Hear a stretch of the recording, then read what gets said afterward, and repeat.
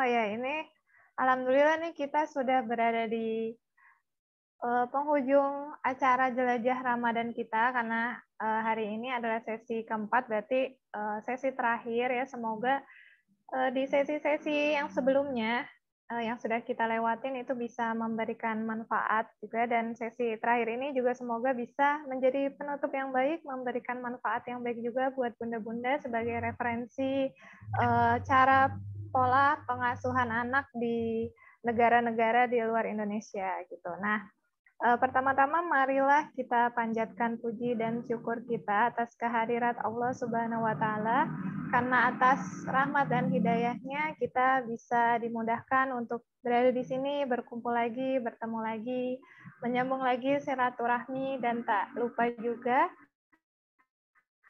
salawat serta salam kita berikan kepada junjungan Nabi besar kita, Nabi Muhammad SAW. Oke, langsung aja.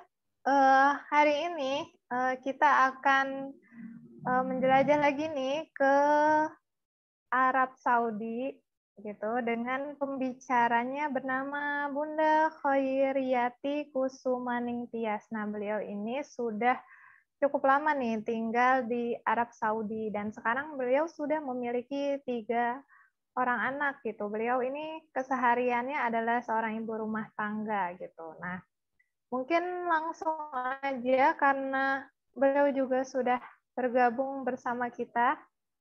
Bunda apa nih? Panggilnya Bunda Tias mungkin ya? Boleh, Bunda Tias sudah ada bersama kita, bisa langsung saja dimulai gitu ya. Biar supaya nanti lebih banyak pertanyaan yang bisa dijawab. Pak, ganti nama. Ini nama apa? Ini mesti Safa Safian. Gantiin nama tuh. Silakan mungkin Bunda Tias, waktu dan tempat saya persilahkan.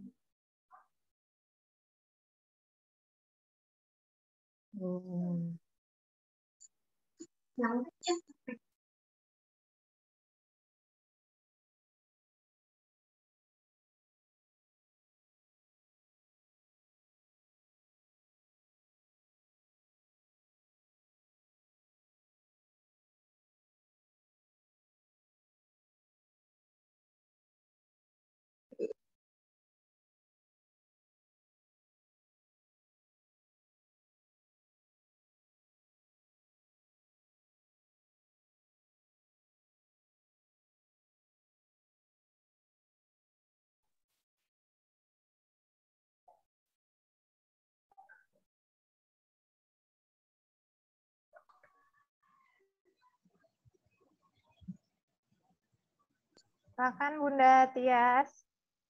Masih terkendala teknis mungkin ya?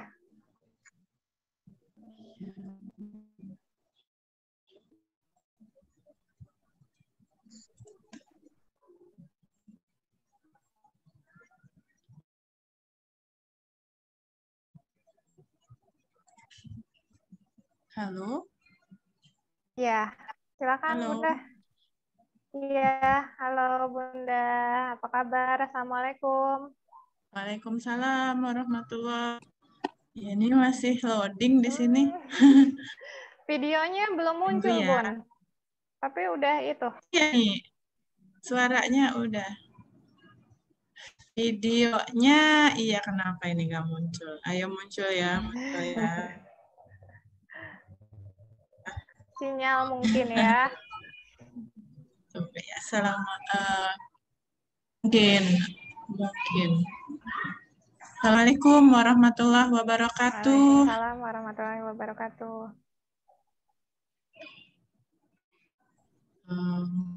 Ini nggak apa-apa, Mbak?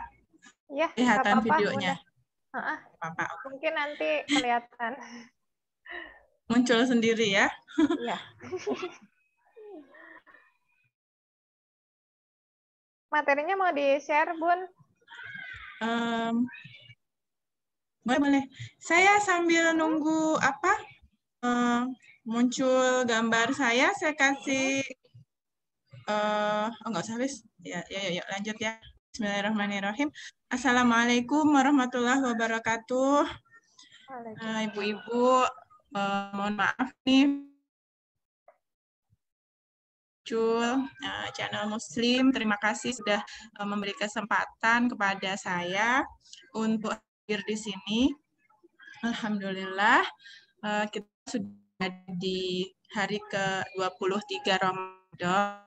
Kayaknya baru kemarin ya Bu Indah ngubungin saya untuk kasih apa ini ya jelajah Ramadan itu sebelum Ramadan. Sekarang udah tanggal 23, ya Allah cepat sekali waktu berlalu. Sekarang di Saudi, saya di Riyadh. Riyadh ini kapital Kingdom of Saudi Arabia ya Ibu-Ibu, biasanya singkatnya KSA. Dia di tengah-tengah, iklimnya gurun. Jadi kalau musim dingin sekali, kalau musim panas yang panas. Oke, kurang lebih landscape-nya seperti ini. Ini kota Riyadh-nya, itu ada landmark-nya. Terus next Mbak. Ya, ini adalah beberapa landmark dari Saudi Arabia ya. Taunya saya sebelum ke Saudi taunya ya padang pasir ya. Ternyata tidak, di sana macam-macam. Di sini macam-macam, selain padang pasir ada pegunungannya, kemudian ada pantainya juga, dan Masya Allah pantainya juga indah gitu. Memang yang desert banget itu memang Riyadh ya, tengah-tengah karena. Dan Riyadh ini sejarahnya tuh dulu itu namanya adalah Dir'iyah, sebelumnya lagi zaman Nabi ini adalah Yamamah. Jadi Yamamah itu Riyadh ini. Makanya palace-nya Kingdom itu namanya Yamamah Palace.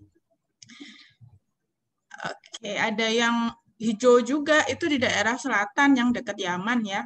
Daerah Abha itu hijau, daerah atas next, daerah utara itu Tabuk yang hijau. Dan kadang sampai bersalju. Oke. Nah, siapa ya ini tadi? Mohon maaf tadi belum kedengeran di tempat saya. Kenapa, Bun? Mbak Winda ya? Oh iya. Oke, next Mbak Winda. Mbak Winda. Next. Aku bisa next sendiri atau enggak sih Mbak Winda ya? Nah, ini adalah beberapa landscape lain. Ada Madain Saleh itu yang kotanya Nabi Saleh. Ya, Nabi Saleh dulu. Terus ada Tabuk. Nah, Tabuk ini cantik sekali. Kalau dulu kalau mungkin ibu-ibu ingat perang Tabuk ya, mau melawan Romawi itu dari Madinah jalan ke utara. Nah, itu nanti daerah Tabuk sampai nanti ke mana Turki ya, waktu itu Romawi pusatnya di Turki. Konstantinopel waktu itu namanya. Terus ini ada desert ini ada di Riyadh. Itu oasis ya, itu oasis. Jadi ada air di tengah-tengah desert, dan ini julukan aja sih, Edge of the World, ini juga di Riyadh. Jadi di Riyadh itu ada kayak canyon kayak gini, kayak di Amerika juga banyak ya canyon. Nah, ini saya kasih tunjuk dulu tentang landmarknya karena supaya ada gambaran di Saudi itu seperti apa, kemudian nanti kita meraising anak di sini seperti apa, karena medannya seperti ini ya Ibu-Ibu. Lanjut Mbak Winda.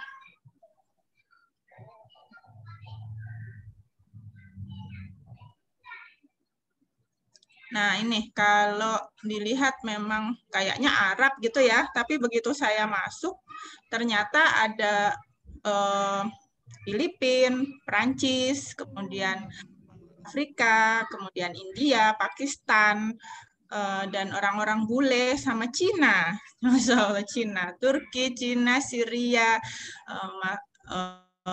Afrika bagian utara, multikultural di sini, Masya Allah, tabarakallah, what a blessing ya, saya nggak perlu kemana-mana, tapi saya ketemu dengan banyak orang dari banyak negara dan banyak culture di sini. Tapi saya tidak berinteraksi aktif, karena ya saya nggak berinteraksi aktif karena ya beberapa kondisi.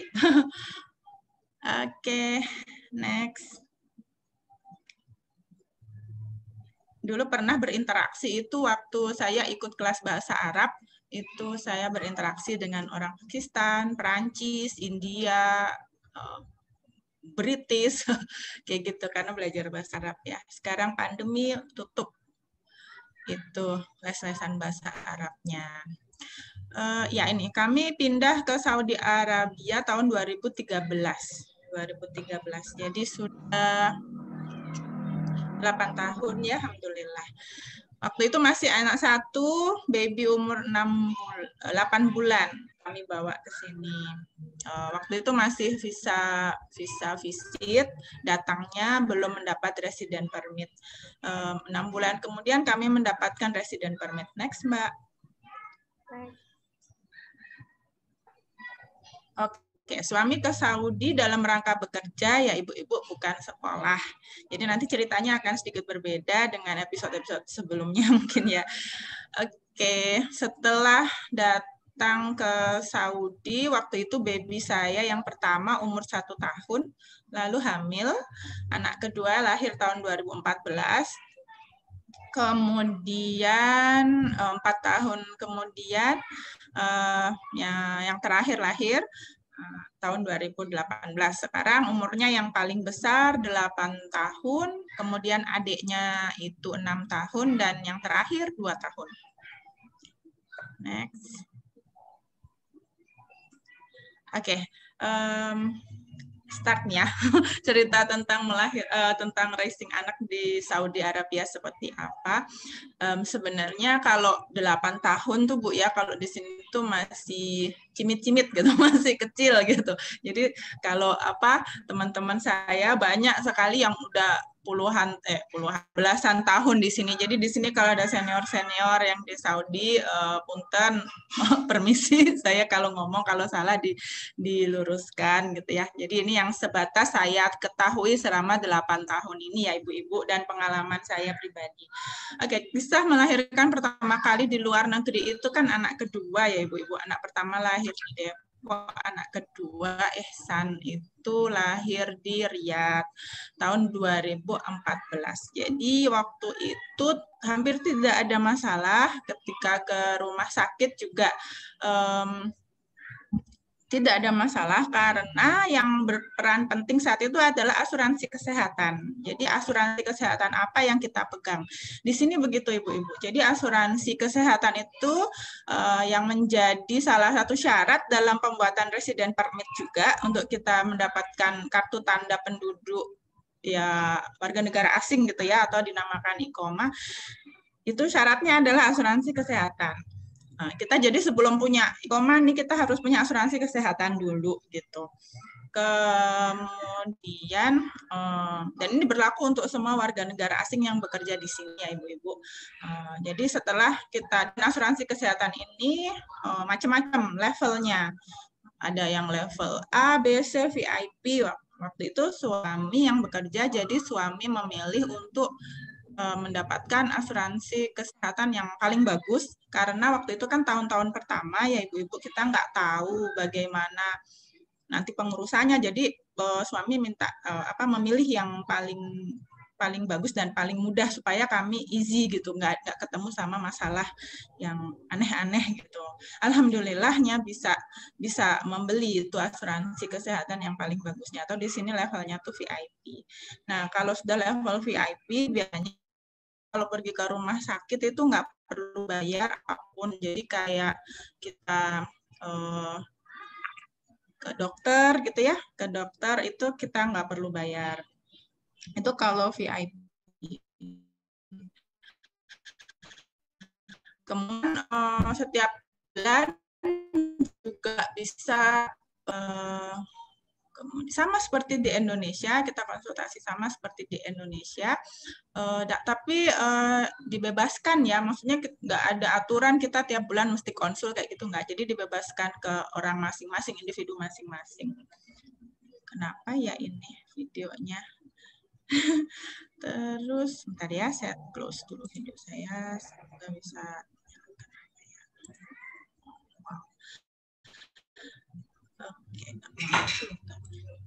Oke, terus nah, kalau di bawah asuransi yang VIP level itu biasanya biaya persalinannya free, tapi biaya konsultasi bulanannya akan menyesuaikan, ada yang dibayarkan seperti itu. Next, Mbak. Alhamdulillah persalinan pertama lancar, 40 minggu ya. Lancar, kemudian, kok ini ya? Oh ya, kalau yang slide bawahnya apa ya, Mbak? Slide bawahnya. Oh, enggak ada, yaudah.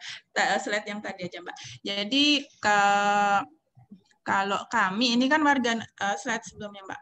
Kalau kami kan warga negara asing di sini ya, Ibu-Ibu. Kalau statusnya tetap warga negara Indonesia, jadi kalau pajak juga tetap kena ya pajak di Indonesia, tapi tidak untuk pajak penghasilan. Karena kalau pajak penghasilan itu di sini pun kami juga kena pajak gitu, jadi tidak dapat pajak penghasilan, tidak dikenakan pajak penghasilan di Indonesia. Tapi pajak lain masih bayar kayak pajak bumi dan bangunan, pajak kendaraan. Next, Mbak. Jadi kalau kami pulang for good ke Indonesia ya akan kena beban utang juga anak-anak kami gitu ya. Sebelumnya apa ya ini tadi? Oh, pendidikan anak usia dini ya. Oke, pendidikan anak usia dini. Saya waktu itu kan masih hitungannya mamah muda ya. Mamah muda, terus tahun 2013-2014 itu media sosial tidak segencar sekarang ya, edukasi dan sebagainya tidak segencar sekarang. Jadi waktu itu pun kehidupan saya juga terbatas.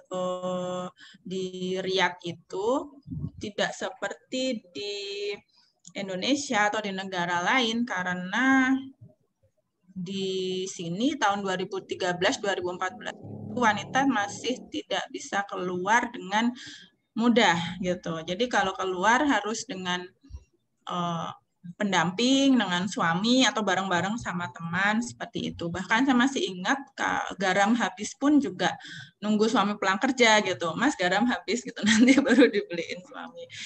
Lalu kalau sekarang kan gampang ya, ibu-ibu WhatsApp dan sebagainya, kita minta bantuan atau kita cari info ya, apapun gitu ya.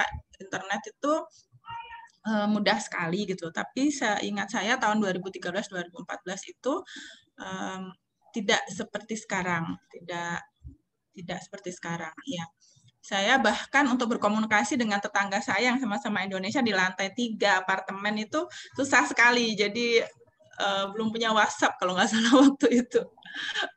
Jadi ketemu juga jarang, komunikasi juga jarang. Jadi alone, 1 bulan, 2 bulan itu alone banget tuh, seingat saya tuh. Nah, terus seiring dengan waktu baru ketemu sama pengajian gitu kan, terus ketemu sama komunitas yang lain.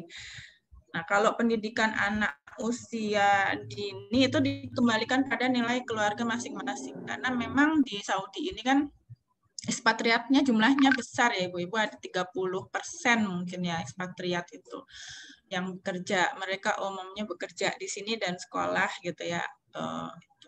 Dikembalikan pada nilai-nilai keluarga masing-masing. Jadi sebelum pandemi itu di daerah yang banyak warga negara Indonesianya ada TPA. TPA itu ada. Terus di masjid itu juga ada program tahfiz untuk anak-anak di sore hari setelah asyar gitu ya.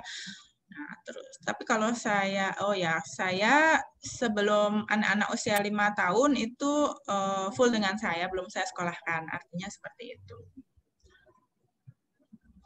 Jadi pendidikannya ya sama ibu, udah sama ibu aja gitu, sama ibu sama ayah, sama ibu sama ayah, main sama ibu sama ayah, ketemu sama teman sebentar mungkin ya waktu ada pengajian atau acara komunitas gitu, itu ketemu, terus nanti balik lagi sama ibu sama ayah, sama ibu sama ayah. Kebetulan saya belum menyekolahkan meskipun anak-anak di Saudi itu 3 tahun sudah mulai masuk kindergarten 1, itu sudah masuk, sudah bisa umur 3 tahun. Kemudian kindergarten 2, kindergarten. Tapi itu nggak keharusan gitu loh, nggak anak mulai dari kindergarten 1, 2, 3 harus gitu, nggak. Jadi waktu itu saya memasukkan anak saya yang pertama itu pas dia umur 6 dan masuk ke kindergarten 3 langsung. Next Mbak. Next.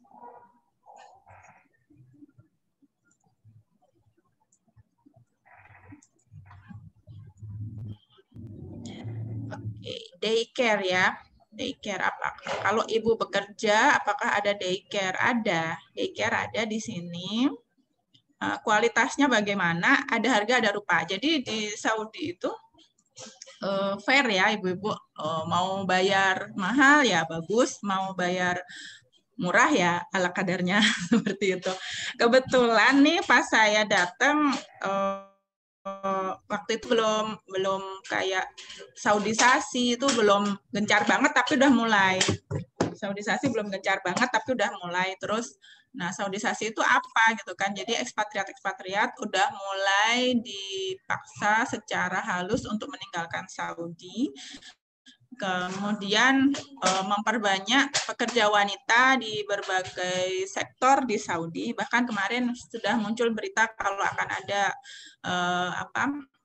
warga namanya tentara perempuan di Saudi seperti itu. Nah, jadi ini peningkatannya tinggi ya, 120% itu female employee di Saudi, dan sekarang itu banyak gitu warga negara perempuan Saudi yang bekerja. Nah, ini pasti mbasnya jadi daycare-nya lebih ramai gitu. Saya kemarin guyonan sama suami, wah enak nih buka daycare sekarang gitu. Tapi karena pandemi nggak tahu lagi, daycare-nya tutup dulu ya ibu-ibu ya. Oke Mbak, next.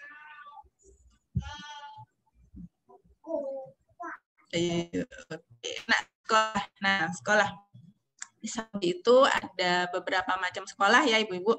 Ada sekolah dengan kurikulum Arab, itu public, ada private. Yang public ini free, yang private ya tentu bayar. Sekolah kurikulum internasional Arab, jadi dia pakai kurikulum internasional tapi dimix sama nilai-nilai ke Saudi Arabiaan seperti itu. Kemudian ada sekolah kurikulum internasional, dan ini private kayak semisal British School atau American School seperti itu.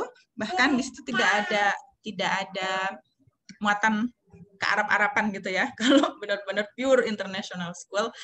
Dan yang terakhir ada sekolah kurikulum Indonesia, atau dibilangnya itu sekolah Indonesia Riyadh atau SIR, adanya di daerah distrik Ummul Hammam, dan itu dibilangnya Indonesianya Riyadh. Di sana banyak sekali orang Indonesia. Saya tidak di sana kebetulan karena kantor suami itu jauh ya kalau dari Ummul Hammam. Gitu. Bagaimana penduduk lokal mendidik anak? Penduduk lokal itu kan mayoritas Muslim ya, Muslim. Dikembalikan pada nilai keluarga masing-masing. Kembali lagi ke nilai keluarga masing-masing ya ibu-ibu. Karena kita ini kita ini tidak bersosialisasi. Kita di sini tidak bersosialisasi. Nggak kayak di Indonesia bisa nenangga, terus kita ngobrol kayak gitu. Kita di sini itu rumahnya tuh pagarnya tinggi. Satu rumah itu dibilangnya villa ya, satu rumah atau villa itu ada 3 lantai biasanya. 3 lantai biasanya mereka sewakan buat pekerja seperti kita, kemudian atau mereka buat sendiri untuk yang satu ayahnya atau ibu orang tuanya, kemudian lantai kedua anaknya, lantai sekian anaknya, seperti itu modelnya kayak begitu.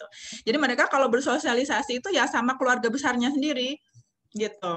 Terus nggak sepi Mbak? Ya enggak lah, orang kadang satu orang itu bisa anaknya 5 gitu. Jadi kondisi yang jadi mereka ramai sendiri gitu loh kalau keluarga lokal tuh ya. Nah, kalau kita ini udah mulai dibatasin. Kalau dulu bisa punya anak banyak-banyak, sekarang mulai dibatasin dengan pajak. Jadi kalau punya anak mikir dulu, wah satu anak pajak, 1 bulannya 400 rial. Lumayan. Jadi ya mikir lagi gitu kalau mau punya anak banyak-banyak sekarang. Kami ini pendatang ya, ditarikin pajak. harus membayar pajak. Terus, terus kenapa saya bilang kembali pada nilai keluarga masing-masing? Karena ya gimana ya, modernisasi kan sekarang Saudi mulai modernisasi. Jadi waktu saya baru datang itu kadang saya bertemu dengan keluarga Arab yang menurut saya kok uneducated gitu. Muslim tapi kadang anaknya dikeplak, misalnya kayak gitu. Oh, kaget loh, anak dikeplak sih gitu. Tapi nanti ketemu dengan keluarga Muslim yang Masya Allah gitu loh, solih gitu. Jadi memang nggak di Indonesia, nggak di Arab, memang kembali lagi ya yang namanya namanya kesolihan itu bervariasi gitu. Jadi nggak selalu kalau di Saudi orangnya baik semua gitu. Kalau di Indonesia terus jadi kayak begitu gitu. Enggak. Jadi memang bervariasi. Ketemu yang kayak gitu juga ketemu. Terus pernah ketemu juga waktu di musola gitu kan, saya ngaji gitu. Terus ada ibu-ibu, saya nggak tahu sih dia Saudi atau bukan gitu ya. Datang ngomongnya sih bahasa Arab sih, dia datang gitu. Kamu bisa baca itu, Al-Quran itu? Iya, Al-Quran. Iya, saya bisa baca itu. Kamu bisa ajarin aku gitu. Saya langsung madeg gitu kan, loh kok bisa gitu kan? Kenapa? Aku nggak bisa baca itu. Nah, jadi waktu saya baru datang itu memang kanal pendidikannya atau akses pendidikan ke perempuan masih kayak kurang gitu ibu-ibu. Sekarang udah bagus lah ceritanya sekarang nih ya Saudi ini. Yes, tapi di sisi lain lebih terbuka, lebih liberal gitu, lebih liberal tapi wanitanya terangkat. Kayak misalkan udah bisa punya driving license kayak gitu, udah nyetir gitu. Cuman dulu nggak bisa kan, tadi saya bilang beli garam aja minta suami tolong. Soalnya kalau keluar juga panas. Terus kiosnya jauh misalnya kayak begitu. Nah, kok sampai ke situ? Ya ini tadi ya penduduk lokal pendidikannya bagaimana, tapi mereka punya sistem setelah sholat asyar itu dulu mereka anaknya diarahkan untuk ke masjid dan saya nggak pernah ngalamin sih soalnya keburu anak saya belum gede, keburu pandemi, jadi udah nggak ada lagi programnya. Next, Mbak. Ya, ini udah muncul nih videonya. Nih, anak saya waktu itu langsung KG3 ya, langsung KG3 umur 6. Umur 6 saya masukkan ke kurikulum internasional Arab Mix. Kenapa nggak ke SIR gitu? Pingin banget ke SIR ya, ke sekolah Indonesia ya, tapi jauh. Dan itu kalau pagi hari seperti Jakarta gitulah, dari tempat saya ke SIR tuh macet. Jadi effortnya besar, jadi kami mencari sekolah yang dekat lingkungan rumah saja gitu. Nah, anak-anaknya modelnya kayak begini nih. Ini bisa ditebak ya anak saya yang mana ya. Nah, terus ada juga sekolah Arab. Rumah saya dekat sama sekolah Arab. Tidak saya masukkan sekolah Arab, kenapa? Karena nanti saya kalau ditanyain anak puyeng nggak bisa jawab. Udah masukin ke internasional Arab aja yang bahasa Inggris. Lumayan ibunya bisa jawab gitu ya. Nah, nanti di kelas 4 dipisah itu. Boy section and girl sectionnya ini dipisah. Nanti ada, ini masih campur, KG sampai kelas 3 campur mereka, cowok-cewek, nanti kelas 4 pisah. Ada boy section, ada girl section. Oke. Gurunya kebetulan orang Mesir ini dulu, tuh bagus mereka ngajarin. Ya. Boleh next Mbak, jadi ngajarin Dinda nggak ngajarin baca. Jadi dia selesai KG3 udah bisa baca, alhamdulillah.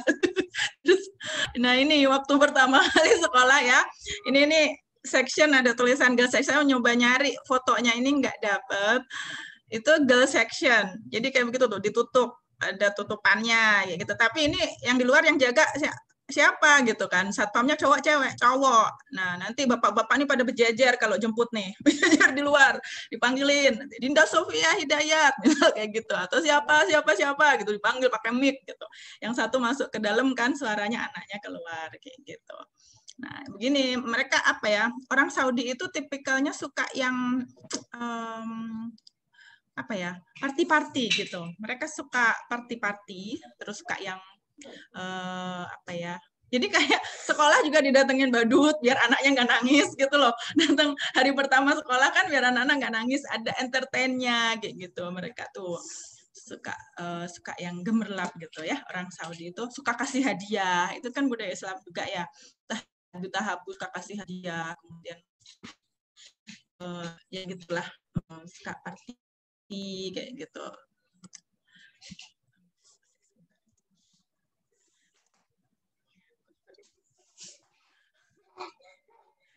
Kecilnya datang.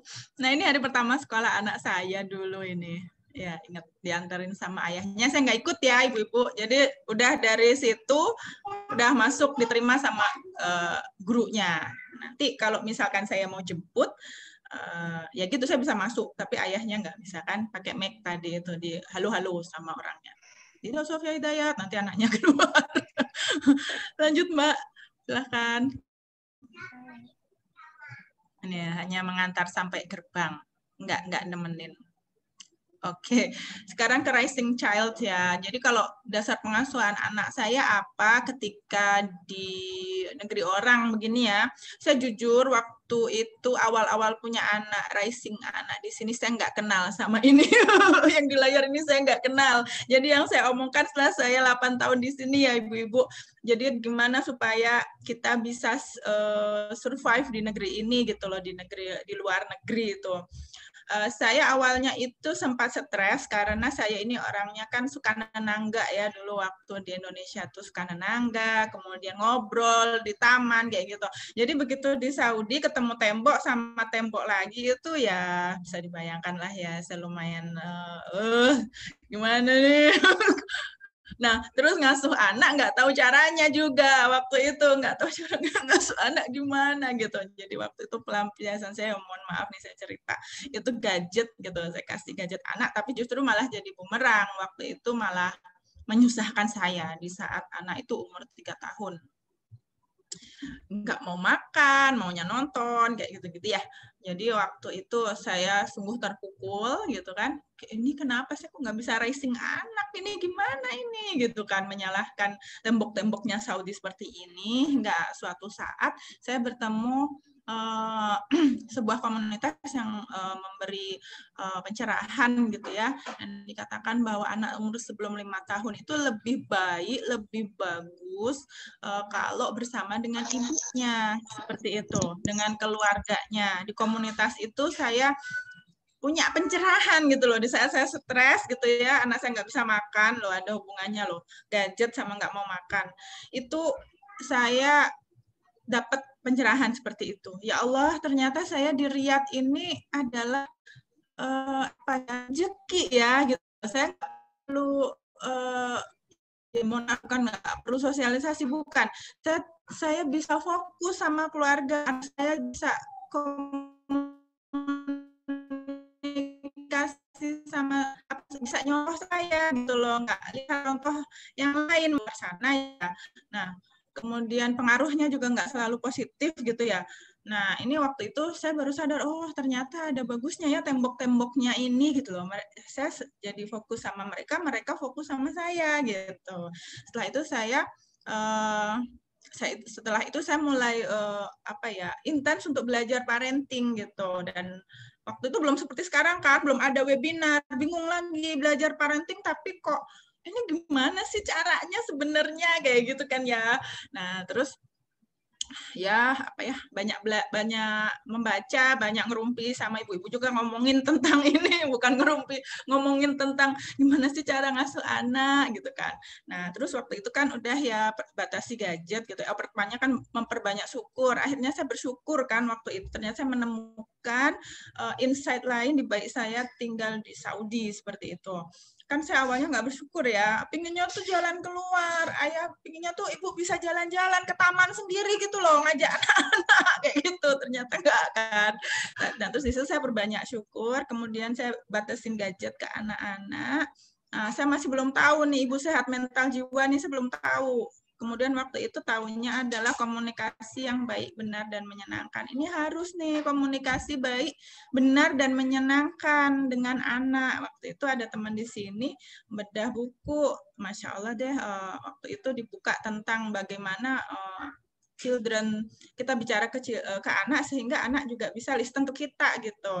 Nah, waktu itu Masya Allah itu satu pertemuan aja itu udah bisa membuka mata saya bahwa ada satu prinsip komunikasi yang belum pernah saya terapkan dan saya tidak tahu gitu, yaitu tentang menerima perasaan. Itu dulu ternyata. Nah, terus komunikasi baik benar menyenangkan, udah ya, terus habis itu batasin gadget, terus habis itu, nah ini masih crowded, saya nggak tahu cara mengasuh anak yang benar. Dia tetap belajar tapi nggak masuk-masuk. Terus one day ketemu sama pandemi. Wah, drop lagi saya gitu kan. Nah, ternyata yang dibutuhkan adalah ibu yang sehat mental dan jiwa. Kalau kita sehat mental dan jiwa nih ibu-ibunya ya, itu insya Allah ngasuh anak dimanapun berada itu apa ya, enjoy gitu loh.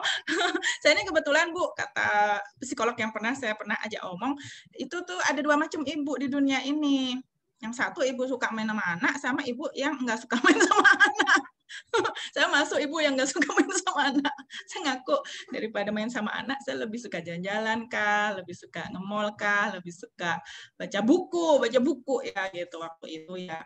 Karena saya nggak tahu gitu loh. Jadi dan saya menerima, ya saya terima, saya ibu yang daripada sama anak, saya better baca buku. Saya lebih suka baca buku, me time, terus mintanya tuh kayak scruffing me time gitu loh Bu, minta me time. Terus padahal udah me time berkali-kali, tapi kok nggak puas-puas kayak gitu. Aduh, ternyata ada yang salah dengan diri saya gitu loh, ada apa ya, pengalaman masa lalu yang belum selesai di diri saya gitu. Jadi kalau ibu sekarang craving me time ya, pinginnya me time terus udah sering-sering me time, look in ada masalah apa ya dulu sama masa kecil saya gitu. Karena mengasuh anak ini sebenarnya menyenangkan gitu kan ya, enggak nyebelin kok anak kecil tuh, apalagi yang di bawah balita, dikasih tahu juga easy di bawah balita, terutama kalau mereka lingkungannya sama kita aja ya, dikasih tahu juga easy, kita ajak ngomong yang baik-baik juga mereka mau dengar sebenarnya gitu. Beda kalau kita ngomongnya pakai muka kayak gitu kan, beda ya. Tapi kalau kita bisa senyum terus mereka dengerin, itu easy sebenarnya gitu. Kok nggak bisa gitu, kok kayaknya capek ngasuh anak itu gitu ya. Nah, itu yang saya rasakan ibu-ibu.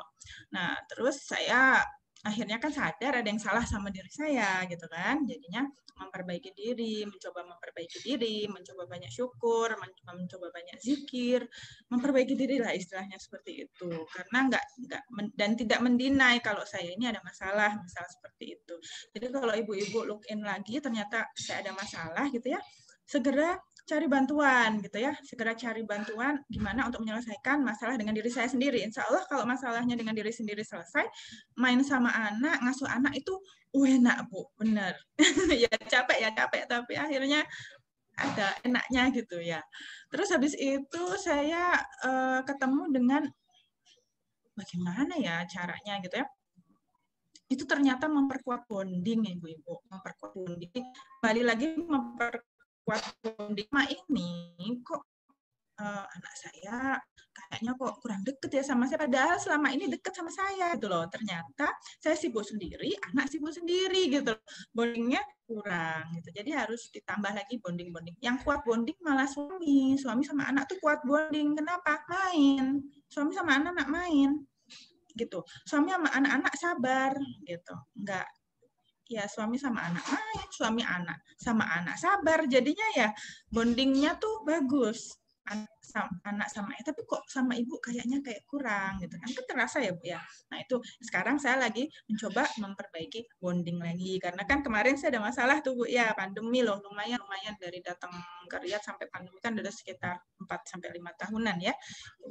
Kemudian memperkuat nilai-nilai keluarga, jelas memperkuat nilai-nilai keluarga. Suatu saat anak kita akan bertanya, Bu kok kita nggak, ibu kok batasin sih ya, misal nggak boleh main sembarangan, misal sama keluarga, sama teman, sama tetangga seperti itu ya.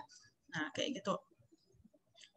Pasti suatu saat anak kalau belum gede ikut-ikut aja ya, nanti suatu saat dia akan ketemu pada masa kritisnya gitu, umur 10 kalau nggak salah. Nah ini dan ketemu dengan teman-temannya yang lain, mereka sosialisasi sebelum mereka bertemu dengan nilai-nilai dari keluarga yang lain gitu ya, yang mungkin kadang cocok sama keluarga kita, kadang enggak. Maka sebelum itu terjadi, kita perkuat nilai-nilai keluarga kita gitu dengan cara yang baik gitu ya, dengan cara yang sesmooth mungkin seperti itu. Jadi ini kalau di luar negeri perkuat nilai-nilai keluarga, karena ya nggak tahu di mana saja ya, saya kira ya di Indonesia maupun di sini. Di sini kebetulan mayoritas Muslim, jadi lingkungannya juga Muslim gitu. Saya tahu kalau di luar negeri di luar negeri lain yang nggak Muslim akan beda lagi ya, Ibu-ibu ya. Kalau di sini saya alhamdulillahnya di Saudi nilai-nilai dari luar itu tidak begitu menurut saya mengancam gitu, enggak. Ya memang ada sih, tapi saya kemarin tuh ketemu waktu anak saya sekolah ya. Jadi orang Saudi itu kan suka kasih hadiah. Jadi anak saya itu ketika sekolah sering mendapat pujian, sering mendapat hadiah kayak gitu. Terus di rumah dong kan ibunya jarang ngasih hadiah gitu ya.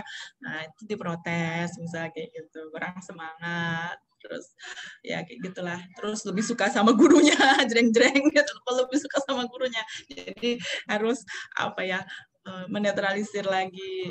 Jadi kayak berebut pengaruh sama gurunya kayak gitu. Begitulah ibu-ibu. Ya itu kemarin waktu sekolah itu aja sih, terus ketemu lagi sama lingkungan sekolahnya Dinda waktu itu kan. Jadi interaksi di luar itu kan yang pernah ngerasain Dinda ya, sama suami yang kerja. Saya kan enggak, saya di rumah aja komunikasi di komunitas Indonesia juga jarang-jarang gitu ya. Nah itu kadang tuh Dinda lihat teman-temannya lagi bertengkar gitu kan, gula, terus buang sampahnya tidak di tempatnya, nah gitu-gitu aja. Nanti dikuatkan lagi sama di rumah gitu. Ya, begitu Mbak. Next. Oh ya, ini yang tadi ya. Awalnya tidak mudah ya. Tidak, kemudian terus belajar, terus berdoa, memanage kesehatan mental ibu. Jadi di manage ya ibu-ibu kesehatan mental kita ini, terutama karena kita ini kan kita tuh Madrasatul Ula ya, gitu kan, Madrasatul Ula, Madrasatul Ula. Bukan kita nyiapin kurikulum yang banyak banget, itu bukan Madrasatul Ula. Madrasatul Ula itu kalau kata suami saya, ya apa yang dilakukan ibu itu yang dilihat anak. Ibunya main HP terus, ya anaknya pasti pingin main HP terus, kayak begitu kan. Ibunya pegang HP terus, anaknya pingin gitu kan. Ibunya baca, anaknya mau baca gitu kan. Ibunya minum berdiri, anaknya ikut berdiri. Nah, kata suami saya waktu itu kan minder ya, punya kurikulum banyak nih buat anak gitu kan. Apa sih gitu kan. Nah, kata suami saya seperti itu, ya oh iya ya, benar juga. Nah, ini karenanya kita harus tetap sadar ya, jangan pingsan gitu. Cari tahu supaya tidak terlalu lelah. Nah, ketika lelah istirahat. Jadi ini banyak ya saya temu mungkin dengan teman-teman gitu ya. Enggak apa-apa gitu kan ya. Misal punya anak dengan jarak dekat seperti itu. Kayak saya dulu kan ngalamin.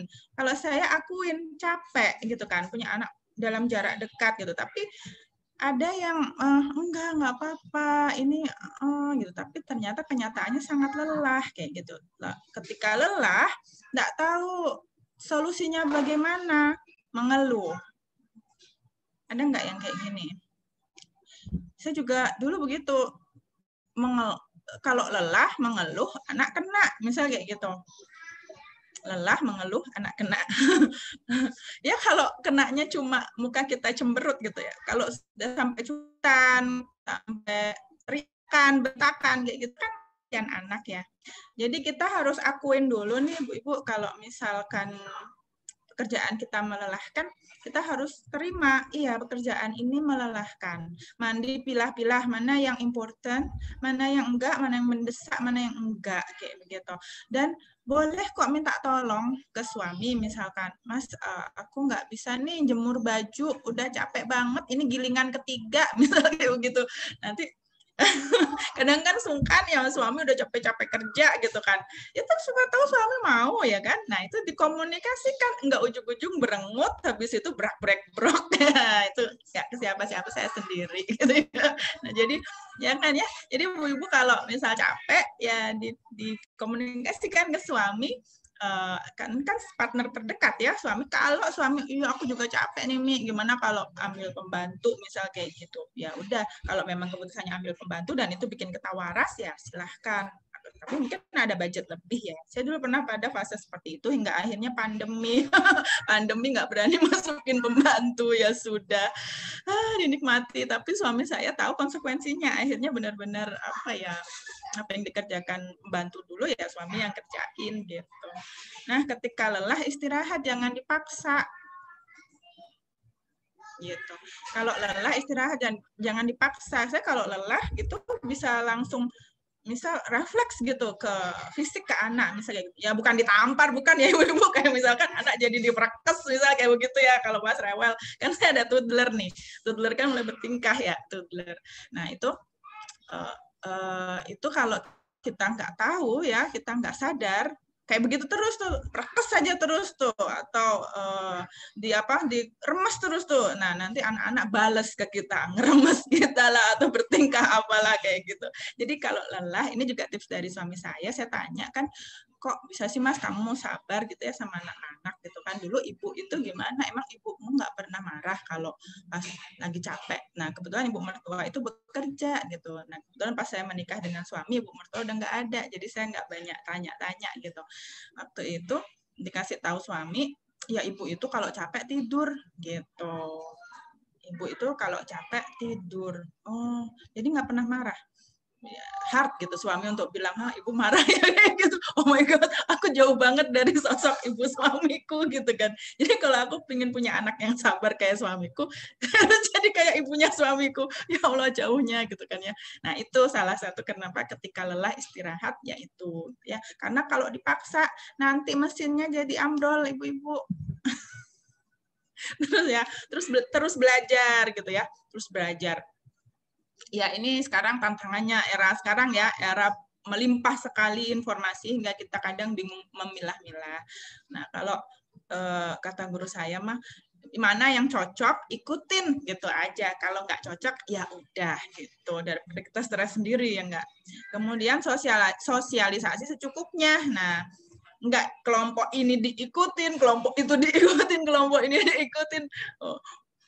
Kok kita nggak dianggap misalnya gitu. Sebenarnya ketika kita nggak dianggap dalam sebuah kelompok itu sebenarnya bersyukur. Artinya apa? Kita jadi punya waktu untuk fokus ke keluarga gitu. Terus mereka jalan-jalan ke sana, kok aku nggak diajak misalnya kayak begitu. Udah Bu, alhamdulillah gitu nggak diajak, kita bisa fokus ke keluarga. Kembali lagi ke keluarga karena itu amanah pertama kita, ya nggak Bu? Lanjut awalnya nggak mudah, doa teruslah, doa ini terus begini saya doanya tuh, Allahumma nawwir qalbi binuri hidayatik kama nawwartal arda binuri syamsik abadan birahmatik ya arhamar rahimin. Saya ini sering jatuh Bu, kepleset ngelakuin dosa, tapi kenapa nggak putus asa gitu ya, tetap kayak balik lagi ngerasain lagi nikmatnya lagi, nikmat kok masih Allah tuh tolong saya lagi gitu, karena saya rasa saya punya doa itu gitu ya, nawwir qalbi, Allah terangilah hatiku kayak gitu, terangilah hatiku untuk melihat mana yang cocok, mana yang bagus, mana yang enggak kayak begitu. Lanjut ya ibu-ibu. Ya ini saya beradaptasinya butuh waktu Bu, nggak langsung adaptasi seperti sekarang saya bisa ngomong seperti ini, enggak. Jadi kalau mungkin 4 tahun kemarin saya diundang Indah untuk Bu Indah untuk membaca untuk bicara di sini, saya nggak bisa ngomong apa-apa Bu karena masih stres gitu. Masih belum selesai dengan diri sendiri. Ada lagi nggak Mbak ya? Kayaknya ada deh ini Mbak Winda. Nah, ini masa kecilku dan masa kecil anak-anakku ya. Gimana? Kong beda banget, di Indonesia kan bisa main ya sepuasnya. Anak-anak dulu saya ingat main ke sawah, ya, mas saya di desa ya. Sawah, di kali gitu, mainnya begitulah ya, main pasir kayak gitu, pasir itu rumah tetangga bangun rumah terus kita main pasirnya kayak gitu, main batu, main gedepok pisang gitu kan ya. Nah, kebetulan suami juga model yang seperti itu, main anak-anak bolang kayak gitu. Jadi sebisa mungkin kami kenalkan kebiasaan-kebiasaan baik dari masa kecil kami ke anak-anak gitu ya.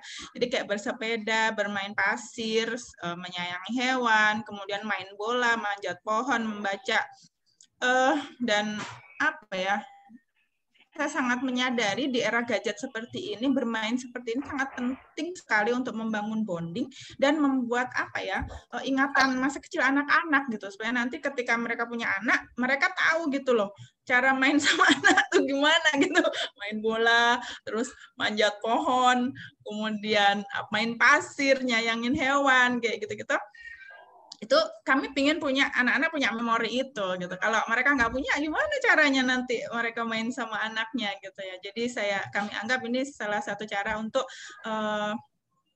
apa ya, membangun peradaban. Jadi bermain untuk membangun peradaban. It's very important. Karena kalau nggak bermain, nanti anaknya bengong Bu. Kalau main nggak baca, anaknya bengong. Kalau bengong dapat dapat iming-iming temennya yang bermain gadget, main game kayak gitu, suka. Karena game ini manis ya, legit, manis, enak, bagus. Nah, semalam saya sudah ngobrol sama suami ya, Mas dulu waktu kecil main game nggak? Iya main, video game itu loh, yang di depan sekolah itu bayar 500 apa 100 rupiah kayak begitu. Jadi yang modelnya 2 dimensi kayak gitu kan. Iya kalau 2 dimensi mah ke mata kita nggak masalah ya. Kalau game sekarang kan gambarnya bagus-bagus banget Bu. Luar biasa saya lihat game-game sekarang. Ya Allah, gimana enggak mata anak-anak itu lengket ke layar. Nah ini yang gimana ya, kita harus tawarkan juga yang legit selain games-games itu gitu. Kalau kita bisa, mereka nggak bersentuhan sama games dulu sih alhamdulillah ya, tapi kalau misalkan udah terlanjur nih suka sama games ya harus kita tawarkan juga yang manis dan legit selain games juga gitu ya.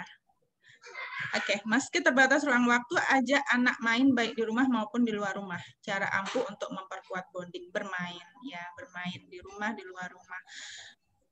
Kami saya anyway itu jam 9, terus pulang kerja jam 5 gitu. Biasanya kami ke taman itu pagi gitu, atau pulang dari kerja. Bukan dan ya Bu, capek. Jadi pagi atau pulang dari kerja kami ke taman. Jadi ada taman di dekat rumah di tiap RT ya, kecamatan. Enggak juga kelurahan itu ada taman-taman publik gitu buat main. Jadi keunggulannya di Riyadh itu begitu Bu, kita jauh dari pantai, kita jauh dari spiritual sites kayak Mekah dan Madinah, tapi Riyadh itu bagus, tamannya bagus-bagus. Next Mbak. Nah, itu alhamdulillahnya di situ. Keunggulannya itu Riyadh itu taman. Nah, ini kami kalau hangout begini tuh pasirnya banyak gitu ya. Terus ada wadinya. Nah, ini wadi. Banyak juga wadinya. Alhamdulillah gitu. Ya, ke situ lagi sih, tapi suka gitu anak-anak. Ketemu sama bebek, misal kita roti ada kering nggak kemakan gitu ya, kita kan bukan makan roti ya Bu ya, kita kan makannya nasi gitu. Nah kadang kalau beli meal gitu suka ada roti nggak kemakan, kering dibawa ke tempat bebek, ke tempat ikan, kasih makan mereka. Next Mbak. Wadinya banyak, ada Wadi Hanifah, ada Wadi Namar. Nah, ini di zoo, pecah ya Mbak gambarnya ya, Ibu-ibu pecah ya, ini Riyadh Zoo. Banyak juga koleksinya di Riyadh Zoo ya. Nih, ya kami jarang-jarang sih kesini, nggak selalu. Ya, kalau pingin aja ke sini, bagus koleksinya sekarang. Next Mbak. Kemudian biasanya tamannya model-modelnya begini juga nih. Nah ini taman-tamannya nih. Nah tuh anak saya suka manjat kayak gitu. Ya udahlah cewek suka manjat gimana sih? Wes ora popo nanti pas balik kan udah nggak bisa manjat-manjat lagi, belum balik ya. Nah, ini taman-tamannya kayak begini, kita biasa datang. Next, Mbak. Apalagi ya. Nah, ini dulu pernah punya kelinci, jadi tetangga kelincinya dibuang. Sedih banget. Tetangga dulu di bawah rumah itu suka hewan, suka beli hewan, tapi nggak telaten ngerawat. Kelincinya dibuang, dan di dekat pintu tangga kami ada kelinci. Ya udah dirawat sampai gede. Makanannya tahu nggak apa? Selada romaine lettuce itu loh, kita beli romaine lettuce. Ya, jadi kelincinya tuh segar bugar, sehatan kelinci daripada kita.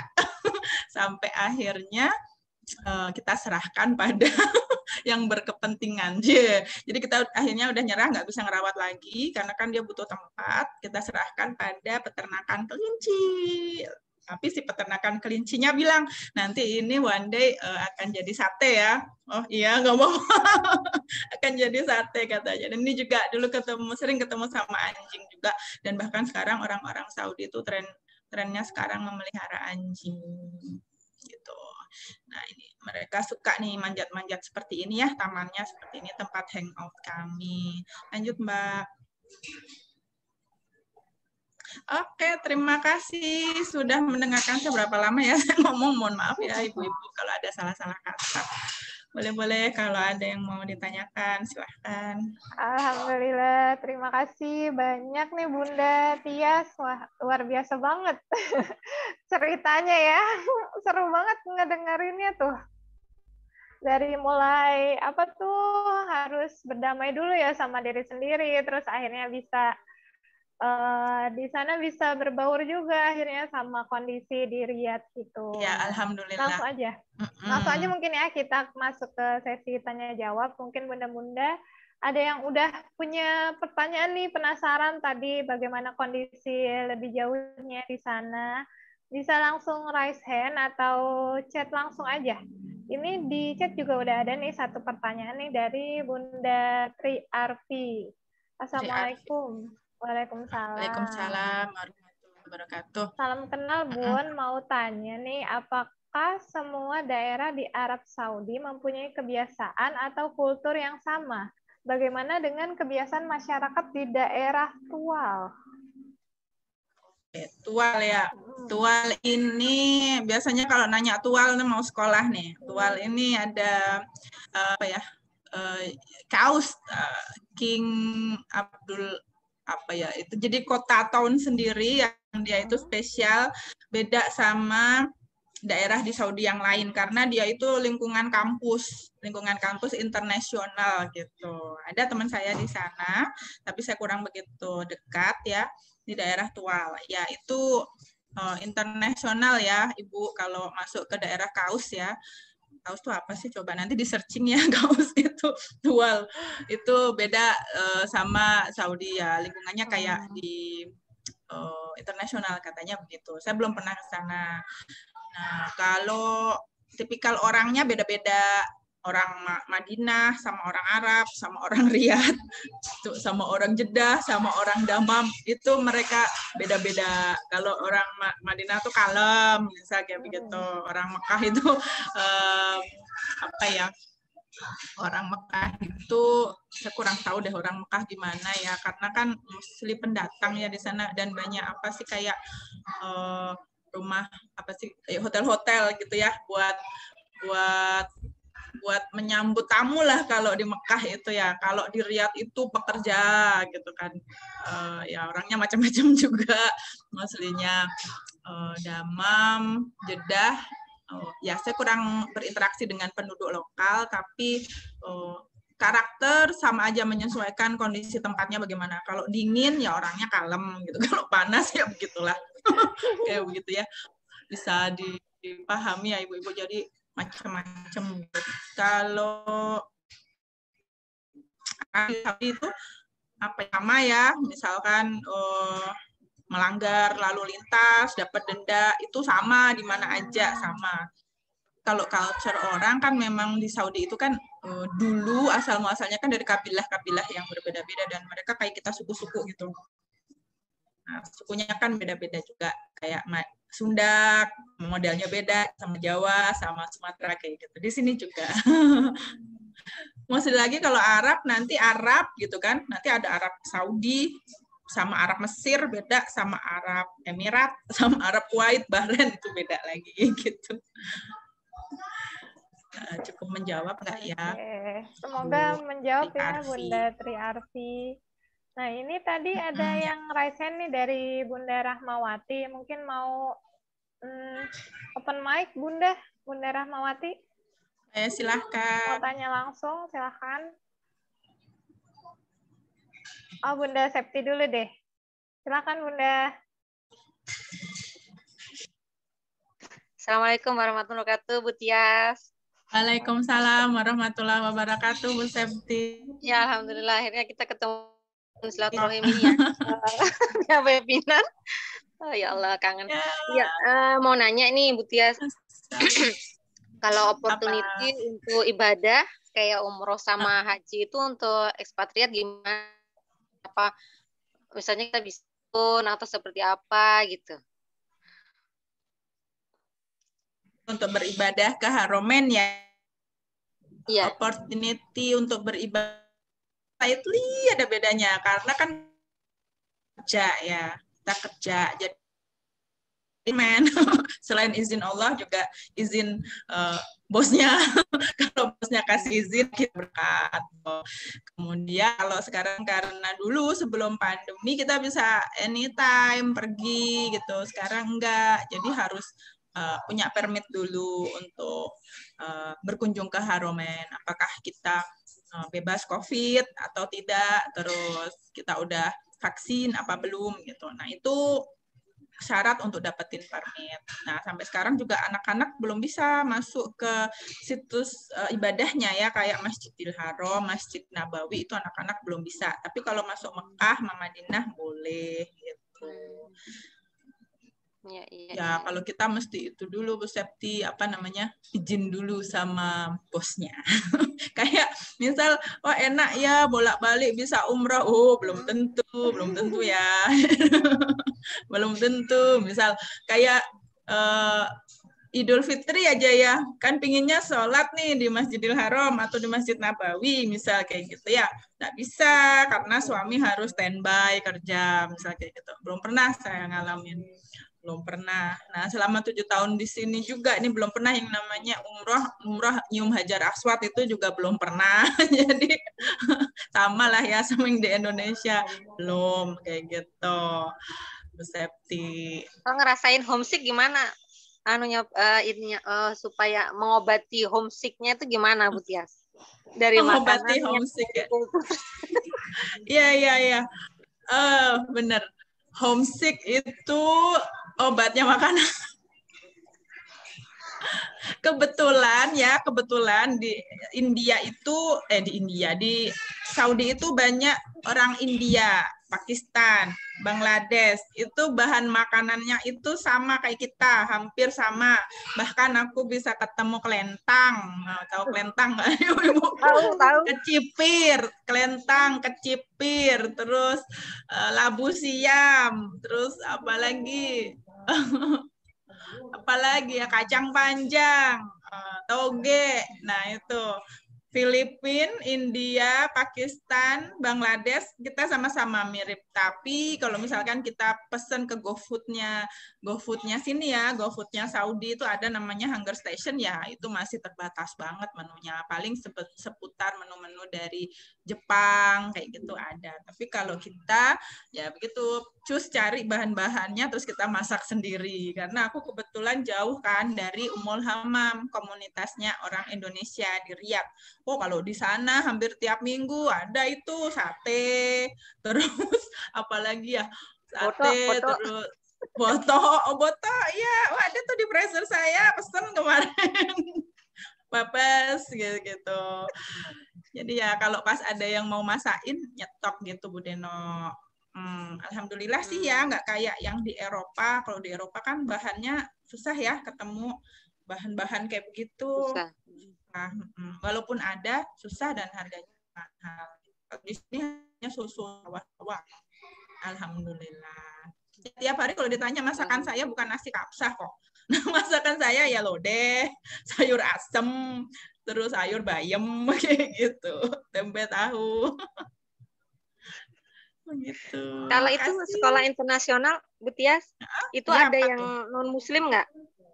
Sekolah internasional ada dong, namanya sekolah internasional, ada. Oh, ada yang non-muslim berarti ya? Ada. Oh, iya. Kalau yang sekolah Arab itu yang khusus muslim atau gimana? Iya, betul. Sekolah Arab khusus.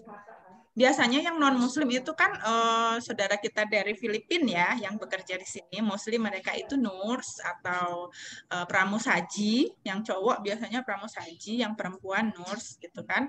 Nah itu mereka nggak berketurunan di sini, banyak berketurunan di sini. Bisa dikatakan Saudi itu negara keduanya orang Filipina. Banyak mereka di sini, banyak banget. Tiap masuk ke toko pramusajinya Filipina gitu. Jadi kok orang Indonesia nih, misal di Jekos ini ya, Jekos ini isinya yang pramusajinya orang Filipina, India, Bangladesh, ketemu orang Indonesia gitu kan, misal saya ditanyanya bukan ini sih, enggak, Malaysia katanya. Oh enggak, Indonesia. Oh Indonesia, saya kira Malaysia katanya gitu. Nah jadi yang pekerja-pekerja Filipina ini anaknya mereka ada juga sekolah Filipina. Nah pekerja British mereka punya British School. Pekerja American ada American School, misal seperti itu ya. Jadi yang non Muslim mereka mungkin ya di sekolah yang British School, American School. Kalau dulu di sekolah Dinda jarang sekali lihat yang non Muslim. Paling satu saya lihat orang Filipina tuh sekolah di situ. Karena kan internasional Arab ya. Nah, jadi kan orang Filipina juga tahu di dalamnya itu pasti ada kurikulum muatan Islamnya kan. Jadi mereka lebih memilih ke sekolah internasional Filipina. Kalau Indianya sekolah internasional India. Nah ini banyak di sekolah internasional Pakistan gitu mereka punya Deno gitu. Sehat-sehat ya Bu Tia sama keluarga. Sama-sama Bu Septi, sama-sama. Terima kasih atas pertanyaannya. Terima kasih.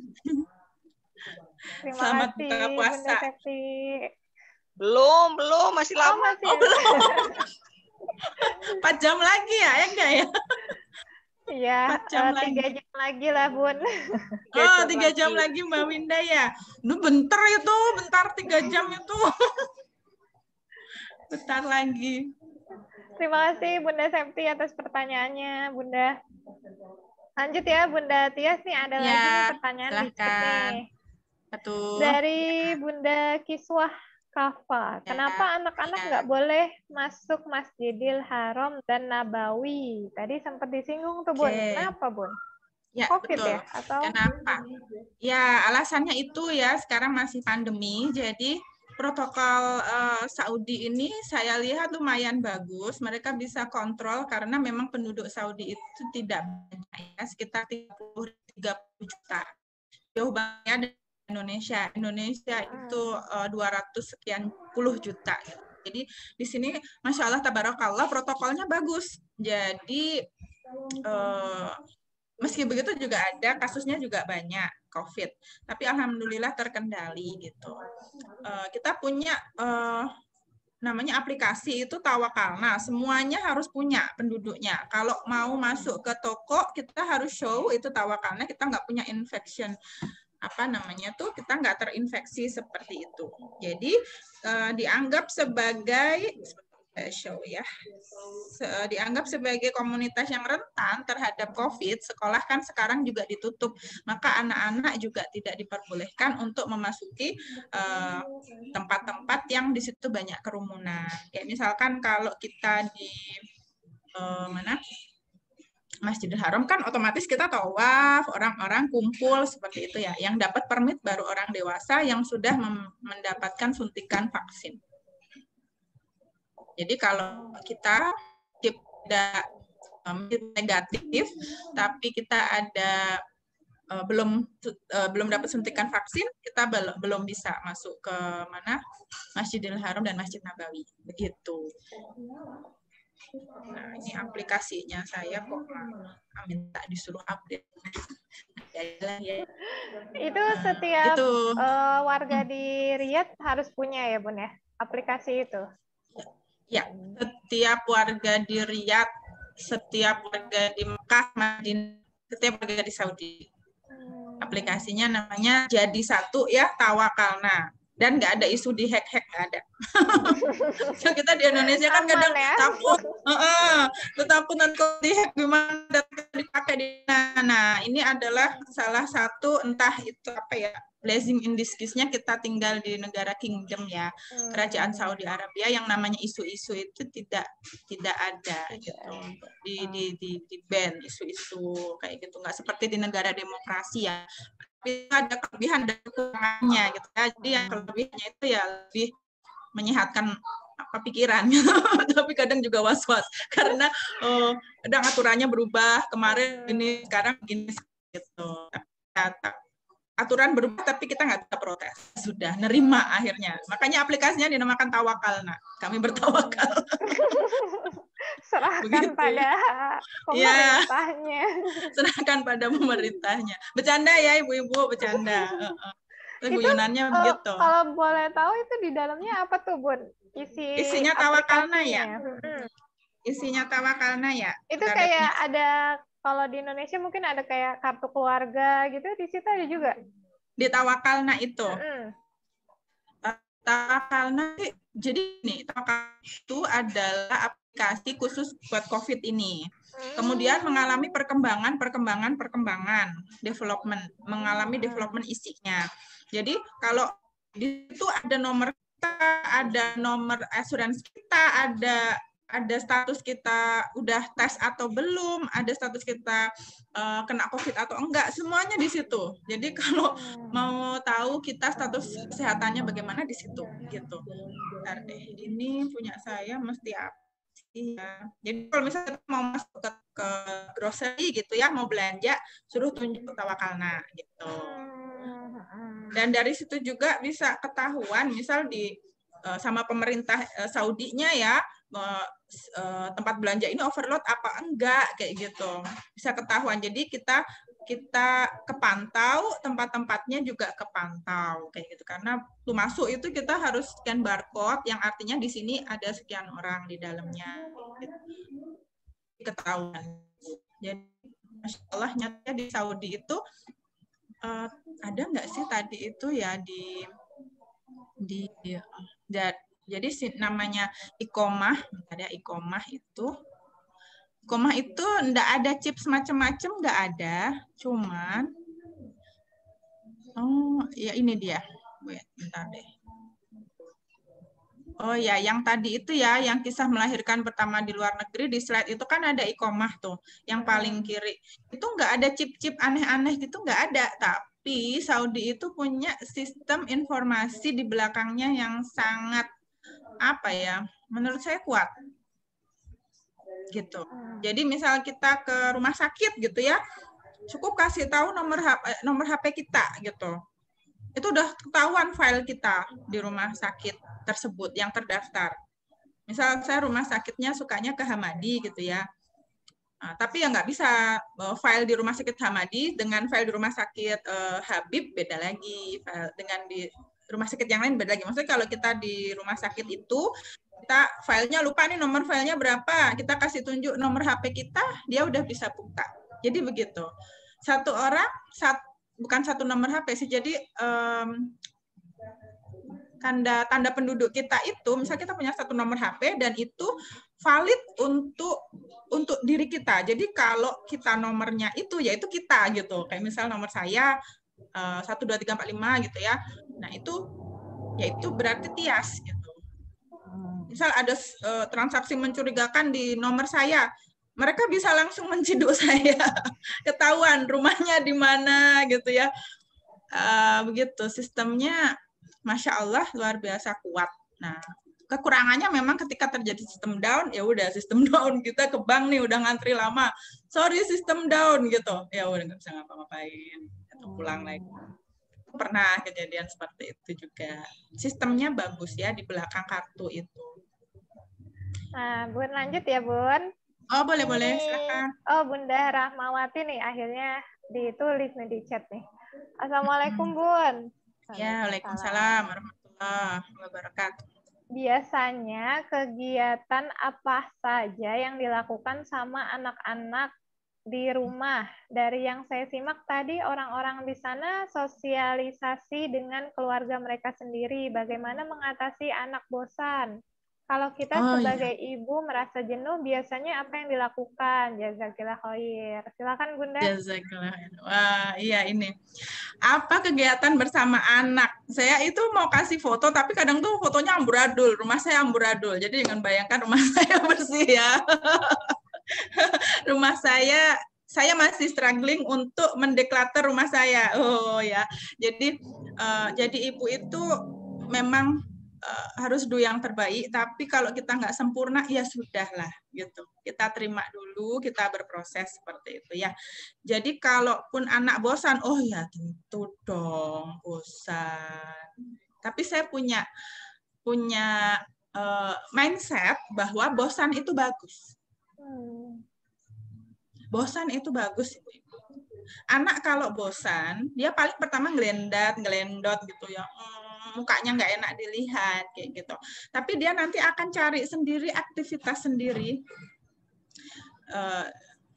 Dia akan cari aktivitas sendiri. Entah dia ambil bukunya buat baca, entah dia potong-potongin kertas mau bikin sesuatu gitu. Kalau saya seperti itu, activity di rumah saya tidak termasuk ibu yang rajin ya, menyiapkan aktivitas. Saya tidak termasuk yang seperti itu, jadi saya membiarkan mereka untuk melihat apa gitu. Kayak misalkan bajunya butuh dijemur gitu. Ayo nak jemur baju. Terus ayo vakum. Ya pertamanya mereka capek vakum gitu kan. Tapi nanti sesudahnya waktu kita puji, wah rumahnya bagus banget, bersih, enak gitu. Nanti mereka pride-nya muncul. Nanti diminta vakum lagi, jangan berharap seneng dulu, enggak. Vakum lagi Yona, vakum Yona, gitu lagi. Tapi vakum lagi, terus waktu kita puji lagi, iya kayak gitu. Mereka seneng lagi. Jadi yang pertama ya kegiatan-kegiatan di rumah yang bisa kita delegasikan ke anak, itu didelegasikan. Kemudian yang kedua libatkan suami. Mas, udah dong cari-cari berita politiknya. Bisa. Coba cari cara main sama anak, misalnya kayak begitu. Banyak di internet, misalnya kayak begitu. Nah, nanti ayah sama anak, kayak gitu. Misal, ya. Terus, dan saya yakin ibu bermain dengan anak itu penting. Tapi bukan bermain-mainan ya, maksud saya, Ibu ya. Jadi kalau saya sama anak yang paling kecil, karena anak saya 2, jadi sisa-sisa mainan kakaknya itu banyak. Saya tidak, selama sekian tahun ini saya sudah lama tidak beli mainan. Saya nggak beli mainan lama. Terakhir mainan yang saya beli itu balok. Di rumah ada balok, ada Lego, ada keping-keping kayak begitu. Dan itu udah sekitar 2-3 tahun yang lalu. Dan saya belum beli mainan lagi sampai sekarang. Belum beli mainan. Dan itu mainannya banyak banget. Kemarin saya pilah-pilah, saya masukin plastik, ditanyain sama anak saya, Bu, ini mainannya mau diapain gitu kan. Mau dirapihin aja, Nak. Nanti siapa tahu ada yang mau gitu. Banyak mainannya, ya Allah. Jadi pertama, kalau anaknya masih balita, ya main sama kita. Katanya kan mainan anak di bawah 2 tahun itu yang paling baik adalah anggota badan ibunya. Lalu sekarang kan Masya Allah ya ibu-ibu ada banyak komunitas. Kemarin saya gabung komunitas udah kreatif apa gitu. Terus saya ada printable kayak gitu. Jadi saya sedia printer di rumah. Saya minta suami printer. Itu teman kerja saya. Printernya cari yang inkjet, yang jangan cartridge. Kalau injek kan gampang, tinggal dikasih seperti itu. Itu modal saya mengasuh anak. Jadi nanti printable itu saya print kalau butuh. Nah, itu dikasih begitu aja anak udah seneng. Begitu. Jadi kalau kita terbiasa ngasih mainan yang bagus ke anak, gitu ya, dikasih yang kayak begitu, yang sederhana-sederhana, anak merasa kurang. Jadi yang sederhana-sederhana kayak begitu Ibu-ibu. Terus aktivitasnya apalagi kalau di dalam rumah ya, mungkin penasarannya begitu. Bantu Ibu. Yang enggak selalu. Jemur baju itu juga yang anak saya yang pertama, karena anak pertama kan tanggung jawab gede. Ya mau. Yang anak kedua yang PR. Yang cowok lagi. Kayak gitu. Ayolah Esan, ini ya baju Esan sebelah sini ya, baju Dinda sebelah sini ya, terus mereka jemurin kayak gitu. Nah ini masih saya pikirkan cara yang bagus, yang smooth supaya mereka. Nah terus apalagi ya? Oh ya tadi kan nyiapin printer dan printable-nya kayak gitu. Terus membaca. Kalau akhir-akhir ini saya harusnya dulu Ibu-ibu, tapi saya nggak tahu betapa pentingnya membaca bersama anak ini. Saya nggak tahu, ternyata Masya Allah, efeknya bagus ya membaca bareng sama anak. Dulu saya beli buku yang udah ditaruh, anak-anak baca sendiri, nggak saya bacain. Sekarang saya membaca sama anak. Gitu. Jadi, enak, mana bukunya yang pengen dibacain gitu. Baca bareng. Itu aktivitasnya. Kalau bosen enggak apa-apa. Anak bosen enggak apa-apa, bagus. Otaknya nanti mikir. Otaknya mikir, aku mau apa ya di sini gitu. Kalau minta bantuan dia akan datang, Bu. Main yuk. Oh ya, mau main apa? Gitu. Jadi sebisa mungkin sih saya tidak menyuapin anak ya, kecuali ya sekali 2 kali saya suapin. Ya nak kerjain ini yuk, misalnya kayak gitu. Wah nak ini ada jurnal bagus nih. Nah itu saya ada jurnal, ngerjain bareng sama jurnal itu, baca bareng, terus doing kegiatan rumah tangga bareng, masak, nyiapin takjil kayak gitu. So far saya kalau bosen nggak apa-apa Bu, nggak apa-apa. Bosen itu manusia. Kalau ibunya capek karena dulu pernah sekali 2 kali ke salon, sekali 2 kali ke salon, salonnya salon Mas minta pijet karena lagi pandemi. Udah, terus ya itu hiburan ibunya ya, Mas tak jemurin baju, nah gitu hiburan, alhamdulillah. Mas tidur duluan ya, ya gitu. Ketemu sama temen di grup aja tuh, ketemu di grup. Jadi karena kita taman keluar rumah itu cukup untuk meredam kebosanan di dalam rumah. Kebetulan saya mencari rumah juga yang ada halamannya. Saya cari halaman tidak besar, tapi anak-anak bisa main sepeda-sepedahan, lari-lari di luar, terus main air di luar, begitu. Karena di Saudi itu pilihannya ada 3, Bu. Kita di rumah di atap, di lantai paling atas, namanya sutuh. Kemudian di lantai tengah, ya ini nggak ada halaman. Kemudian di lantai bawah ada halaman. Di sutuh juga ada halaman, tapi kan panas ya Bu ya. Jadi di lantai bawah. Saya cari rumah yang enggak mahal, yang penting yang mahal. Yang enggak bagus enggak apa-apa, yang sederhana, yang kecil, yang enggak mewah maksudnya, kok enggak mahal.